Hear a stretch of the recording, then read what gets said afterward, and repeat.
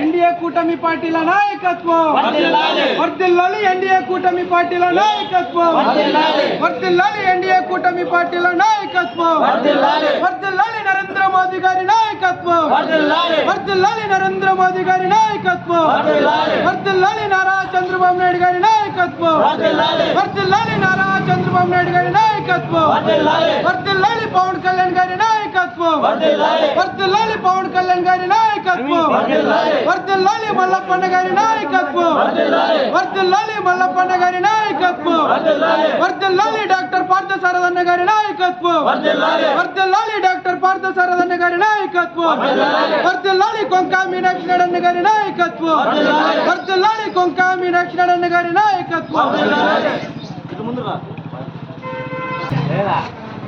ఆదోని నియోజకవర్గంలో భాగంగా అదేవిధంగా రాష్ట్ర వ్యాప్తంగా ఈరోజు ఎన్డీఏ కూటమి ప్రభుత్వం అధికారంలోకి వచ్చిన తర్వాత గౌరవనీయులు శ్రీ ముఖ్యమంత్రి నారా చంద్రబాబు నాయుడు గారు, మరి జనసేన అధ్యక్షులు శ్రీ పవన్ కళ్యాణ్ గారు, నరేంద్ర మోదీ గారు, వీళ్ళు ముగ్గురు యొక్క కలయికతో రాష్ట్రంలో ఎన్డీఏ కూటమి అధికారంలోకి వచ్చిన తర్వాత ఏదైతే ఎన్నికల్లో ఇచ్చారో హామీ, పెన్షన్ను 4000 పెంచుతామని చెప్పి ఇచ్చినటువంటి హామీని ఈరోజు నెరవేర్చడం అనేటువంటిది చాలా గర్వించదగ్గ విషయంగా ఇక్కడ ఉండేటువంటి పెన్షన్లు తీసుకునేటువంటి లబ్ధిదారులు ఈరోజు హర్షాన్ని వ్యక్తం చేస్తూ ఉన్నారు.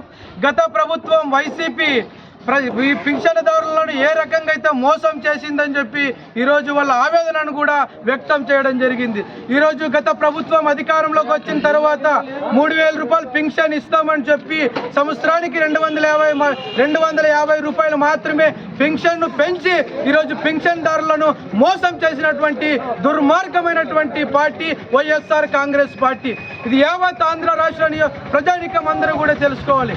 ఈరోజు ఎన్డీఏ ప్రభుత్వం అధికారంలోకి వచ్చిన తర్వాత 4000 రూపాయలను పెన్షన్ ఇస్తామని చెప్పి నారా చంద్రబాబు నాయుడు గారు హామీ ఇవ్వడం జరిగింది, పవన్ కళ్యాణ్ గారు హామీ ఇవ్వడం జరిగింది.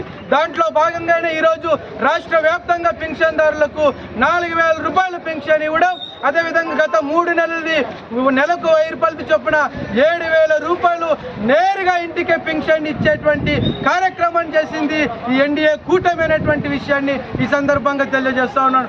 ఈరోజు అరుణ్ జ్యోతి నగర్ ఏరియాలో తిరుగుతూ ఉంటే, అర్లయ్య వీధిలో తిరుగుతూ ఉంటే ప్రజలు బ్రహ్మాండంగా ఈరోజు హర్షాన్ని వ్యక్తం చేస్తూ ఉన్నారు. ఈ వైసీపీ పార్టీలు కల్లుబుల్లి మాటలతో అంటే ఎన్డీఏ కూటమి పైన కుట్రలు చేసేటువంటి ప్రయత్నాలు చేశారు. పెన్షన్ మేము అధికారంలోకి రాకపోతే ఇంటికి మీకు పెన్షన్ ఇవ్వరు, వాలంటీర్ల వ్యవస్థను తీసేస్తారంటూ చెప్పి ఎన్డీఏ కూటమి పైన కల్లుబుల్లి మాటలు చెప్పి నిందలు వేసేటువంటి పరిస్థితి. మరి ఈరోజు ప్రజలు ఆలోచించాలి, నేరుగా ఇంటికే పెన్షన్ ఏర్పాటు చేసేటువంటి పార్టీలు ఎన్డీఏ కూటమి తీసుకున్నాయి.